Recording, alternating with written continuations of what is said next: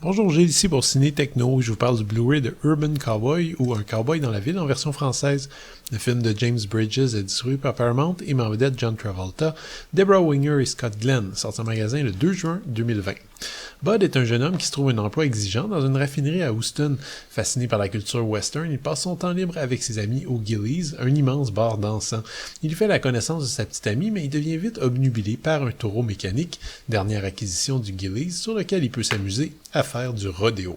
Pour bien des raisons, je considère que la période du cinéma hollywoodien des années 70 est probablement une des plus riches et intéressantes de son histoire.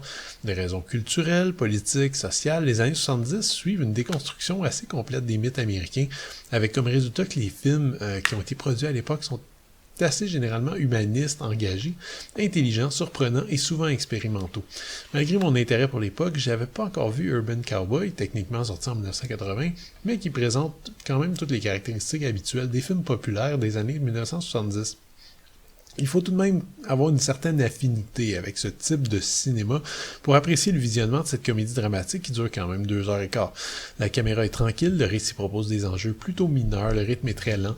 J'ai aucun doute que le réalisateur voulait donner un aspect presque documentaire à certains moments de son film, une impression qui est renforcée par le fait que l'équipe a tourné dans le véritable Gillies à Houston et que le film met en scène le véritable propriétaire d'établissement ainsi que plusieurs célébrités qui s'y présentaient. Il y a aussi une nonchalance dans le film, une certaine impression de relâchement dans la façon dont les scènes de tension même sont présentées, qui font en sorte que le gros du travail de nous vendre le scénario revient quand même aux interprètes.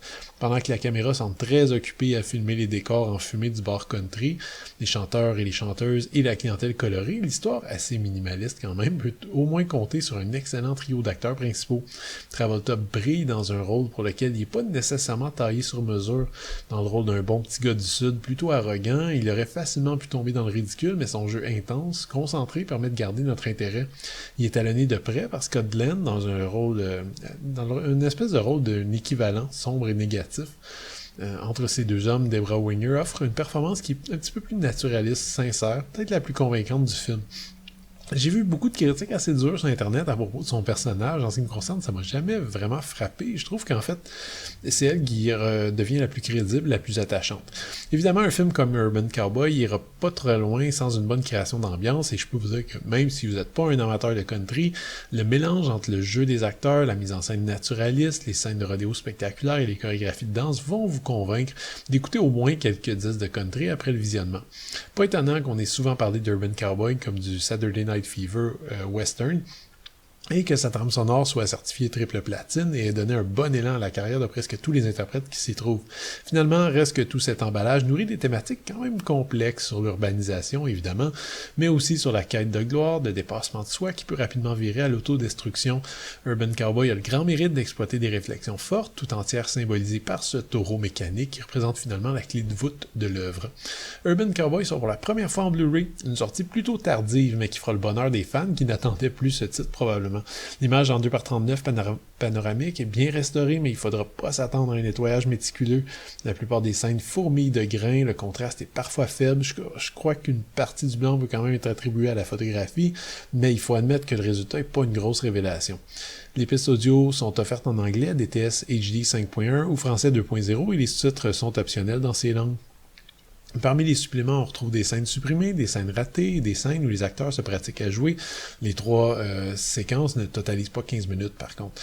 On trouve aussi une entrevue d'environ 15 minutes avec Mickey Gilley, chanteur country et propriétaire du défunt club Gillies, dans lequel le film a été en partie tourné. On se détourne un petit peu du film quand même, mais les histoires et anecdotes sont plutôt intéressantes. Ça reste superficiel, mais ça donne aussi envie de faire nos propres recherches et d'approfondir le sujet. Le Blu-ray vient également avec une copie digitale du film.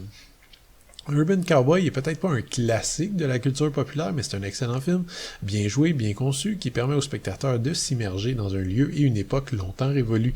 Regarder Urban Cowboy en 2020 est clairement une expérience qui est rehaussée par la nostalgie, mais même si vous êtes insensible au charme de l'époque, le film de James Bridges offre tout de même des bonnes performances, un contenu thématique bien exploité. Côté technique, il n'y a rien d'exceptionnel sur ce Blu-ray, même chose pour les suppléments, assez limités, mais la seule sortie de ce long-métrage en haute définition va clairement faire plaisir aux amateurs. C'était Gilles, merci, bon visionnement.